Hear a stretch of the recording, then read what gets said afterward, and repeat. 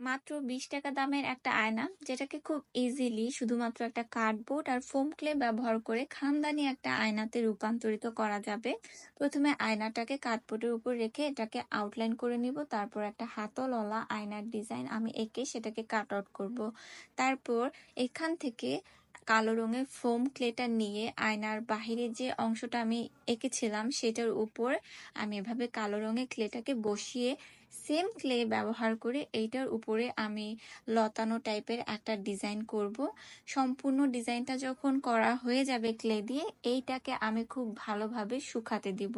এইটা যখন শুকিয়ে যাবে, তারপর গোল্ডেন অ্যাক্রিলিক কালার একটা স্পঞ্জের সাহায্যে এভাবে সম্পূর্ণ ডিজাইনের উপর করে মাঝখানে আঠার মাধ্যমে আয়নাটা বসিয়ে দিলেই আমাদের একটা খানদানি আয়না রেডি, তাও 20 টাকা দামের আয়না থেকে। তো আইডিয়াটা তোমাদের কেমন লেগেছে কমেন্টে জানাও। ভিডিও ভালো লেগে থাকলে লাইক করে দিও।